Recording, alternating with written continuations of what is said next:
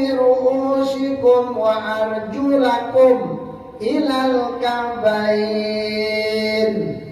Boleh arjulakum, boleh arjulikum. Kenapa jadi arjulakum? Atopnya kepada wujuhakum. Nasab. Ya. Atopnya kepada wujuhakum. Kalau wujuhakum berarti faksilu, dibasuh. Kalau arjulikum atopnya kepada ru'usikum. Karena jar majrur. Karena khafat. Atopnya kepada ru'us, berarti ru'us itu kepala, bukan dibasuh tapi disapu. Makanya Rasulullah pernah melakukan ketika beliau di peperangan, beliau batal, wudunya tidak dilepas, sepatu buat beliau khufnya kada dilepas, disapui sikil khufnya aja nah. Khufnya aja sepatu buat sini disapui sikil nah. Jadi kada dilepas sepatu pada saat wudu ya. Kenapa? Karena atopnya kepada ru'usikum. Kalau ru'us boleh disapu. Wamsahu bukan faksilu. Yang faksilu tangan dan kaki. Kalau kaki kita atopnya kepada faksilu wujuhakum, basuh muha lawan batis. Basuh muha tangan lawan batis. Tapi bilanya arjulikum berarti sapu kepala dan kaki. Itu. Karena atopnya sana. Jadi boleh disapu, boleh dibasuh. Karena dalilnya jelas. Contoh, kita ini hendak tulang kemana, ke perumahan, bawa sepatu bot, kaos kaki, ketat benar nih. Lah hendak sembahyang memacul ngalih, kita berwudu ngalih pulang, bebanyu sepatu, berdubuk ngalih kalau umpamanya. Nah lalu kita kadusa dipacul sepatu disapui, bolehkah? Boleh.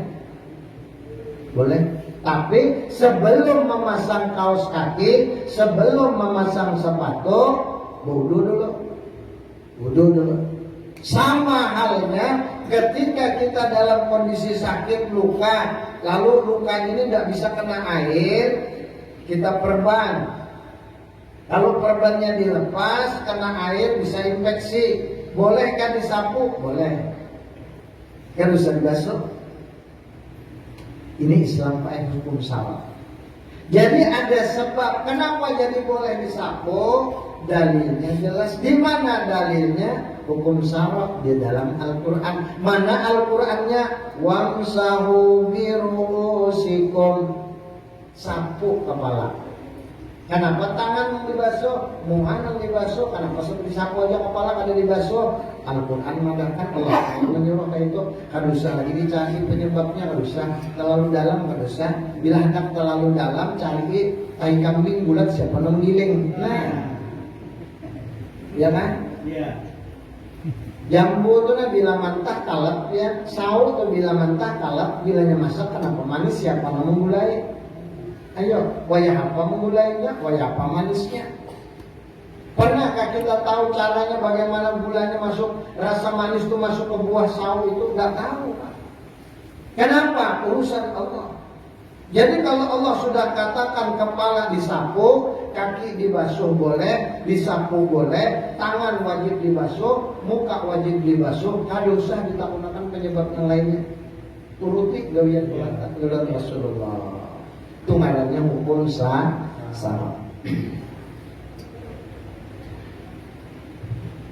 Hukum salat terbagi kepada dua bahagi. Pertama,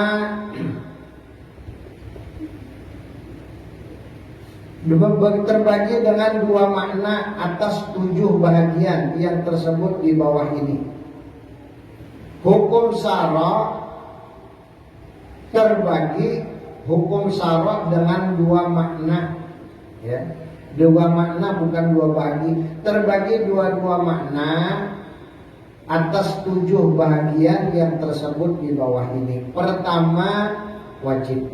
Artinya barang yang dapat pahala jika dikerjakannya dan dapat dosa jika ditinggalkannya adanya. Itu wajib namanya. Karena dia orang muslim, karena dia umat Nabi Muhammad, dan dia sudah dinyatakan mukallaf, dia sudah ditentukan sebagai orang yang sudah balik, dan dia sudah diwajibkan dengan urusan sholat, maka apabila dikerjakan berpahala, bila ditinggalkan berdosa, karena hukumnya sudah wajib. Kanak-kanak pang nih, kayak di belakang kita dan bertiga nih, nah dalam pertolongan halus kena. Nang sekongnya bisa sudah nih, sudah balik dan berdua, nah, ya kan? Ini belum ini, kalau ini sembahyang maghrib masih hukumnya sunat kan? Belum dicatat oleh kiraman belum. Ketika dia tidak melaksanakan sholat, dia nanti bulan Ramadan tidak puasa, dia tidak dihitung dosa, belum dosa dia.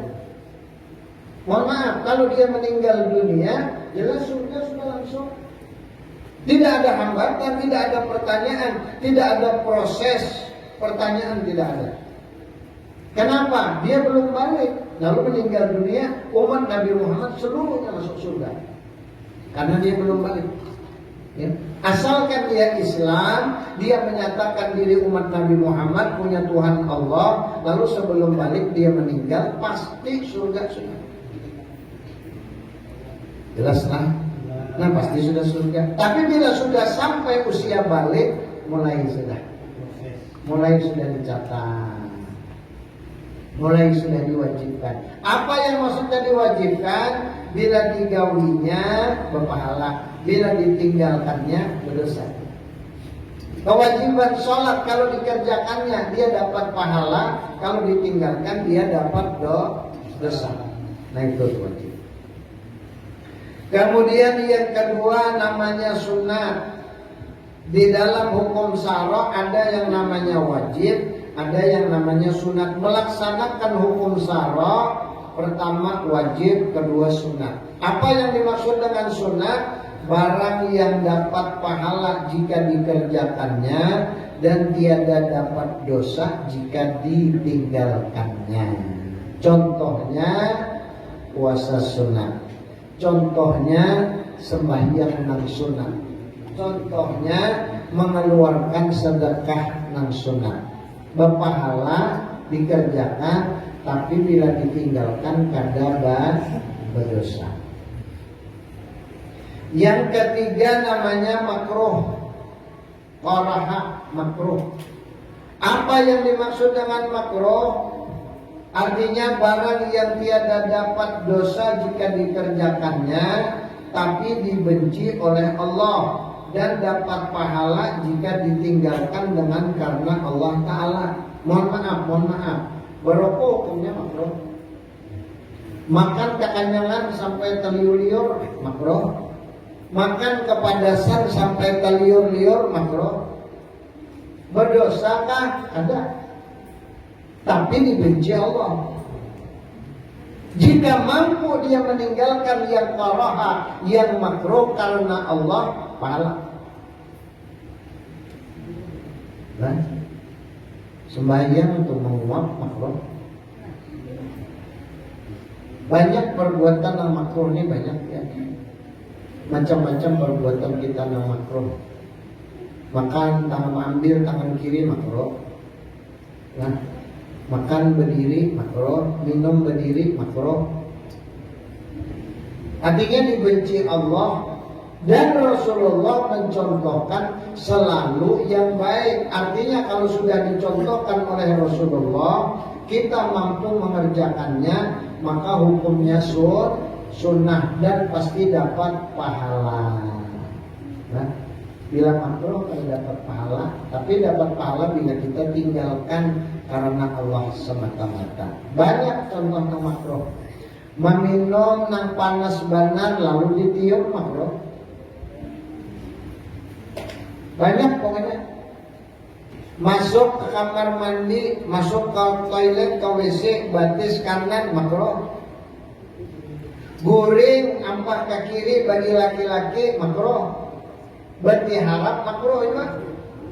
Nang bagus mana? Bagi laki-laki bati lantang atau behereng ke kanan, karena Rasulullah itu yang dilakukan. Bila ke kiri, behereng ke kiri, nuruti setan, nuruti iblis. Bati harap itu juga. Bagi bini-bini sunat bati harap. Nah, tahu dia. Bati lantang makruh. ini laki-laki beti lantang sunat, beti harap makruh. Bila diimai kan gulingnya, nah ada nama beti lantang, ada nama beti harap, ada lawas keluar sehukum anak. Ya, ada makruh lagi ibadah karena bunuh Yahudi. Jelas kan? Artinya apapun yang kita kerjakan ada aturannya Pak. Siapa yang mengatur? Syarak yang mengatur. Hukum syarak Allah sudah tentukan. Orang Islam gawiannya diawasi oleh Allah. Semua kan.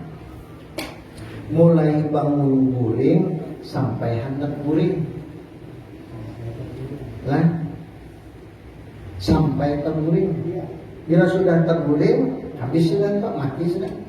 Bila bangun guling, ia pulang. Kayak apanya mah awali. Dijaga pula. Dicatatnya pula. Nah, kadang mungkin kalau orang datang guling bisa mencontoh namun orang kadang mungkin. Bilanya apa katanya? Menggau. Bisa bangun sorangan, bisa juga tak? Manggilan pun orang berarti hukumnya tetap dicatat oleh malaikat KIB. Kesimpulannya, hukum syara adalah tatanan aturan yang membuat seluruh umat muslim, umat Nabi Muhammad harus hati-hati karena di dalamnya ada wajib, ada sunnah, ada makruh, ada haram, ada mubah, ada sahih, ada batal. Berapa? 1, 2, 3, 4, 5, 6, 7. Ada 7 macam. Ini nanti kita kupas lagi pada pertemuan yang akan datang. Kita kupas lebih dalam supaya kita paham tentang hukum syara sebelum kita masuk kepada pembicaraan hukum adat. Setelah kita memahami hukum akal, hukum syara, hukum adat, nah baru masuk ke sifat 20 masukkan. Nah, karena paham sudah kau menduduk akan ini kemana duduknya, ini kemana arahnya, ini kemana sasarannya. Kalau kita menduduk akan bila sudah tahu ketentuan hukum. Ini Pak, makanya jaruran tadi wajib kita mengaji. Meskipun sederhana, meskipun kitabnya tipis, tapi isinya kandang. Tinggal kitanya nak menjelaskan, mun ulun hendak menjelaskan biar hukum syara 3 hari 3 malam kada tuntung bujuran. Ulun kan ada. Kita jelaskan hukum syara 3 hari 3 malam kada tuntung. Saking banyaknya bahasan tentang hukum syara. Kenapa? Seluruh kehidupan umat muslim sejak bangun tidur sampai tidur semua ada aturannya. Tidak bisa terlepas dari yang namanya hukum syara. Makanya hidup kita ini diatur oleh hukum, diawasi oleh Allah, dicontohkan oleh Rasulullah. Kita tinggal melaksanakannya sesuai dengan keadaan kita masing-masing. Mudah-mudahan kita tergolong umat Nabi Muhammad yang selalu mau dan mampu memperhatikan hukum yang ada di dalam hukum syara, dan mudah-mudahan kita mampu melaksanakan apa yang sudah digariskan oleh Allah dan Rasul. Dengan pelaksanaan itu semoga kita nanti diberikan kehormatan dapat memasuki surganya Allah. Amin ya rabbal alamin. Sirin Nabi wa alin Nabi wa bisiril Fatihah. Bismillahirrahmanirrahim. Bismillahirrahmanirrahim.